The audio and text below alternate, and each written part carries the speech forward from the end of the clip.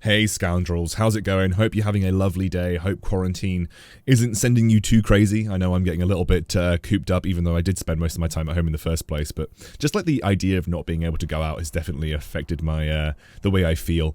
So I'm going to be doing a 2x TFT video here talking about a composition called Brawlers Blasters, which I think is just a very, very strong composition in the meta right now. Also with the kind of like the overbearing domination of Void Sorcerers or rather just the Squid comp, and Mech Infiltrators.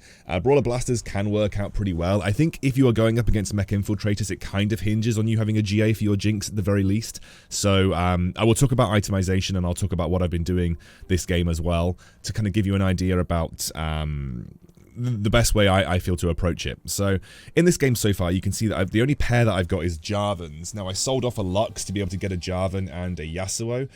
The items that you can see that I've picked up here are, well, I've got a Giant Slayer, and then I've got a Zephyr. Now, Zephyr is a good item, but don't get me wrong, I don't think it's going to carry you, and it's definitely not an item that you want to prioritize over other items if you are still looking for the main items for your carries. However, the items that I've got lend themselves to a more auto-attack focused composition. So, you know, I think right now, I'm open to Cybernetics, I'm open to Brawler Blasters, I'm open to Blade Masters, but I'm probably not going to be playing Sorcerers, and I'm probably not going to be playing any kind of tier-based compositions. So you see that I actually sell off the Ahri. Now, this is actually something that I like to do if I have the gold to do so. I will sell off everything to get to 10 gold at round 2-2, which essentially allows me to have a little bit of a head start in terms of my income generation. Now, I don't expect the composition that I've got to start beating anybody right now, but the idea behind what I've done with my economy is just to be able to get a head start on my overall economy. Now with the Yasuo, I pick up the Master Yi here, and Master Yi then A, it gives me Rebels, which is nice, and B, it could potentially open up a Blade Master later on. And actually Master Yi, regardless of what I'm doing, I'm pretty sure that if I play Blade Masters, I can just sell the Master Yi later on. And so I give the Giant Slayer to Master Yi. It's an item that I know that I want to combine for the type of composition that I'm playing. I'm happy to use Giant Slayer in Blade Masters, and I'm happy to use it in Brawler Blasters as well. In fact, I think Giant Slayer Red Buff GA is just like the perfect items for a Jinx. So I'm happy to combine a Giant Slayer on my Master Yi, because that basically allows me to get the to get a really, really good item on a carry like Master Yi that's going to help me push through the mid game. Now, I actually use the Carousel round to start scouting, especially once I've already picked up my item or if I have a long time to wait for an item. So I actually use the Carousel round, and I do recommend that you do so the same. The first Carousel round should give you an idea about what people are trying to build, or at least people who are trying to take an early direction with their build. So that's what I like to do at the first Carousel round. You can see here that I've now put Red Buff on Master Yi as well. I think this is going to massively give me a huge advantage in the mid game. And so I've got two items that I know that I'm going to transfer very likely to Jinx. So I'm building this comp around a potential Jinx. Now, I didn't pick up the Vi here because I was more concerned about maintaining my economy, and the Vi can come later on. She's not a crucial part of the composition. But I do end up leveling up and getting a Fiora on board. The reason I get Fiora on board is because it just unlocks the 3 Blade Masters. And because I've just stacked my Master Yi, just anything that will do to give a bonus to my Master Yi is going to be beneficial. So he's got 3 Rebels, and he's got the Blade Master buff now, which is just going to make him do a lot of damage in this mid game. And you can see him actually generating a pretty solid win streak just off the back of picking up a Yi and putting some items on him that I intend to transfer to my Jinx later on. Get really lucky on this neutral round here. I actually pick up an Irelia, so I'm gonna pick up the Irelia for multiple reasons. First of all, picking up the Irelia this early on, either A, could potentially give me a road to Cybernetics if this is a way that I was deciding to go, because I still think the items that I've got are okay for Cybernetics. They're not fantastic, but like the Lucian could very easily have a Giant Slayer, and then I could give the red buff to someone else as well. But it also just gives me a strong Blade Master to combine with my Yi, which is why I've done that. Nevertheless, you know, it's very likely that I'm still going to be going down the Brawler Blaster route. And you might think, well, Excoundrel, you've got basically no Brawlers. You've got 1 Malphite, that's it. And yeah, you're very right. I've got 1 Malphite. And I have 1 Ezreal and 1 Lucian. So it's not exactly like I'm essentially oozing in Brawler Blasters right now. But the beautiful thing about Brawler Blasters is that you actually don't need that many 3 stars. So it's actually quite easy to find the units that you want later on. because you don't actually need that many 3 stars to make it work. And in fact, I would argue that you don't really need any 3 stars to get for a top 3 comp. But this was the turning point. This is where I said, okay, this is the time where actually I've essentially got everything that I need. Now I'm actually gonna, I think, overall reduce the strength of my composition by doing what I've done here, but I think it is now putting me in a situation where I can have a good focus for what I want with my composition. I also don't have to kill off my economy too much by buying those 2 very expensive units and then also keeping some expensive units on my field that I don't intend to use in the long run. So what I did here is I sacrificed my overall strength for my economy, because if I bought the ChoGath and the Jinx and just let them sit on my bench, it would actually delay me getting to 50 gold by another round, and that can actually be moderately impactful. I find 2 Blitzcranks and another Jinx. This is basically, you know, the sign from above that this is essentially the composition that I'm going to be aiming to play right now. And I think it's pretty clear at this point with the pickup of 2 Jinx and having the ChoGath on board that Brawler Blasters is the way to go. So from this point, now I've got my units. The most important units to me are those 4 costs. So right now there is no point rolling, because my primary aim at this point in the game is going to be essentially get to level 7. And then at level 7 do a bit of rolling, and then at level 8, once I've got some crucial 2 stars, go to level 8. Sorry, it sneezed. I'm going to level 8 and then try and find a Misfortune for that 4th blaster.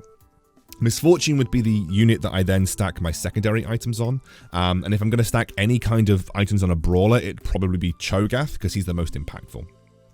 So I get a 2-star Blitzcrank here, which is really nice.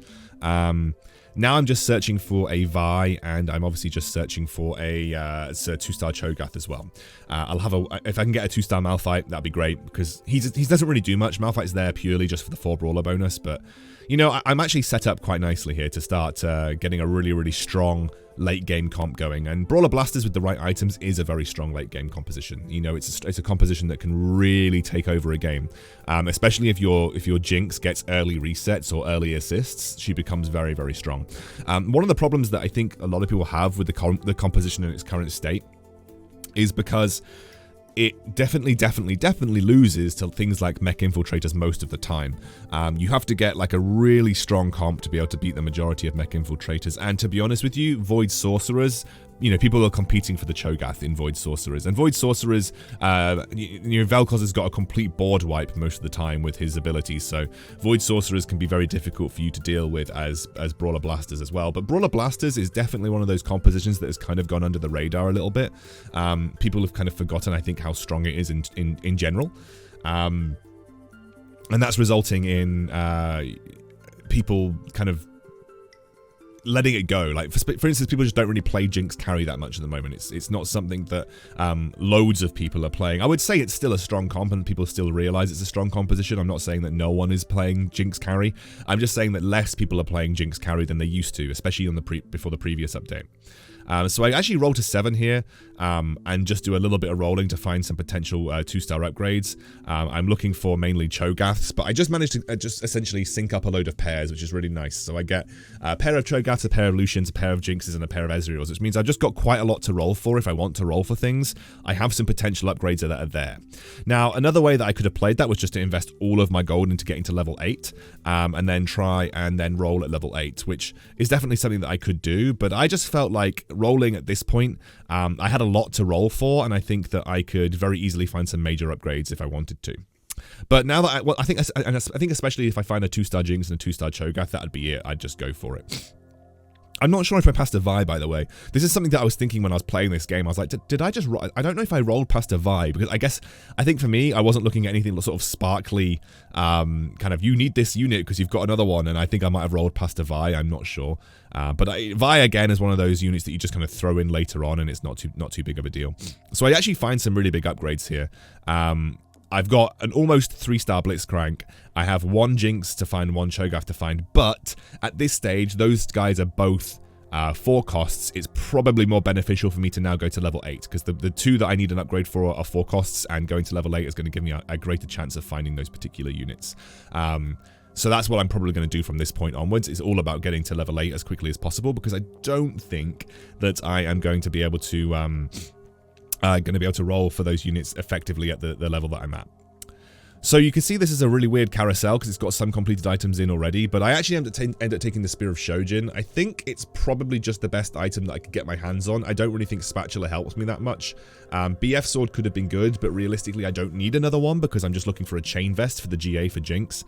And there's the Vi. You can see I actually found the Vi in the end. So I actually have I actually do have the 4 brawlers now, which means I've got a huge health bonus on my brawlers. And I'm just waiting for level 8 to now get the blasters, which is why I'm going to go to level 8 now, because I think level 8 in general is important to get Misfortune. Obviously she's the 4th blaster, so you kind of need to find her. So you know I talked about Zephyr early being a pretty good item. This is about the time in the game where I say, okay, I have enough combinations to know that Zephyr is probably just one of the best combinations that I'm going to get out of this scenario. So I ended up going for a Zephyr for my Cho'Gath. I think Cho'Gath is a good unit to stack some health and magic resist on because he's, in my opinion, your most useful brawler. So that's why I stacked my Cho'Gath, just because I felt like he was the sort of the most useful useful unit to put extra resistances or extra stats on. So Cho'Gath is always going to be my brawler of choice to stack defensive items on, because, you know, the more he survives, the more likely he is to get lots of ultimates off, and that's always beneficial.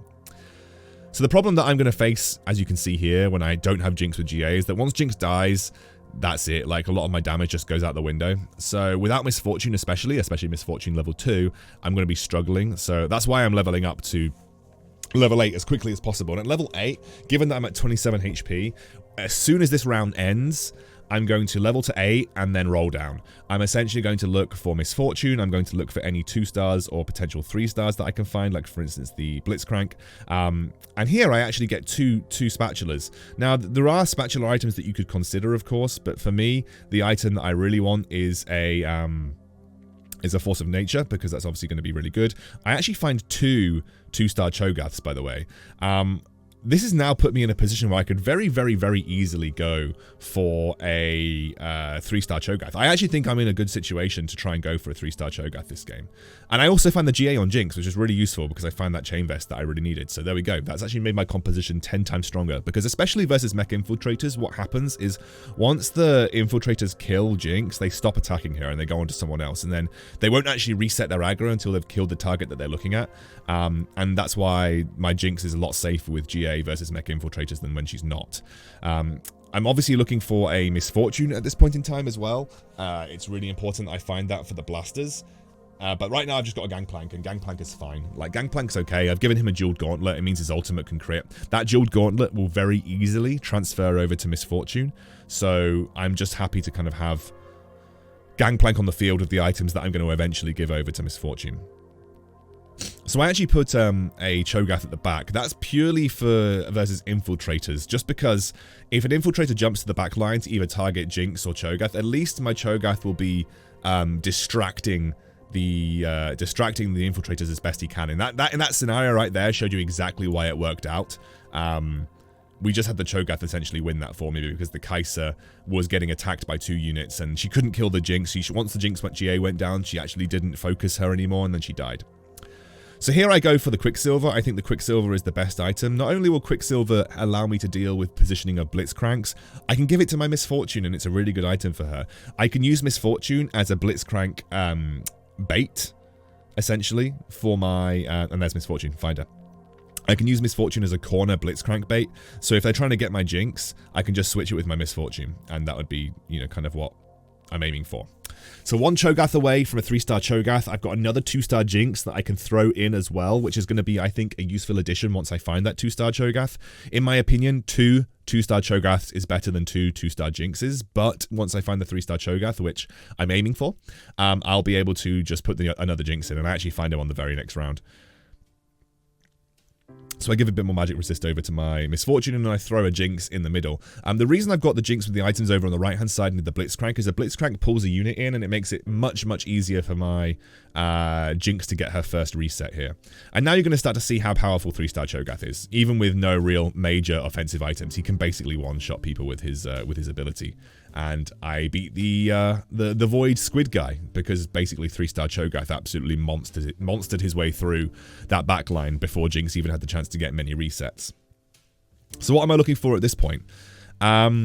Honestly, there isn't much extra that I could add. Valkyrie would be pretty good, for instance, but actually I do quite like just having 2 2-star Jinxes on the field. Not only will not only will 2-2-star Jinxes benefit from the blaster bonus, but 2-star Jinx herself is pretty solid. So that's why I've got the 2-star Jinxes on the board. I could add a Kayle and actually get the Valkyrie bonus, but honestly, I think just having 2-2-star Jinxes is better overall. I'm actually looking for another Misfortune here. The reason I'm looking for another Misfortune is because I have the Neeko's help. So Misfortune, Neeko, didn't quite get her in time for this particular round, but now that I've got a 2-star Misfortune, you know, that's going to massively increase her carry potential, especially with Jeweled Gauntlet. And actually, by having Jeweled Gauntlet, she doesn't actually need Kayle because she can get the chance to crit with her ability anyway. And we're basically in late game now. I don't really think there's going to be any other major upgrades that I can get apart from some extra items. And yeah, so I think I'm in pure late game mode right now. There is one guy who has got a Blitzcrank that could definitely ruin my day, and you're going to see it here. I just wasn't paying attention, and my Jinx gets pulled in. His Jinx gets the first reset and kills my Jinx, and then he just gets a huge Misfortune ultimate as well. So that was definitely my error, and I definitely slept on the enemy Blaster Brawler player having Blitzcrank in that position. But actually, it's also taught me that in this situation, with all of the infiltrators gone, just sticking my Jinx in the middle is probably pretty good. Just sticking my Jinx in the middle, because it's very difficult for Blitzcrank to target someone in the middle. In fact, I think it's nigh on impossible. So just sticking my Jinx in the middle here is perfect. It's very unlikely that she's going to get touched. And this was a super close round because I could have very easily lost, but my 3-star ChoGath and my Jinx carried me through again. And now, with the last item on the field, this is a hard choice, but I end up going for the Giant Slayer. Now, the reason I end up going for the Giant Slayer is because I can just add that to my other Jinx. I'll have 2 Jinxes at 2-star with Giant Slayers, and I think that's actually really strong. So that's why I picked up that Misfortune with Giant Slayer, just because I have the extra 2-star Jinx, and so therefore I can actually make use of this item really well, because it can just go on my other Jinx. So then I have 2 Jinxes, one who is very threatening, one who is moderately threatening.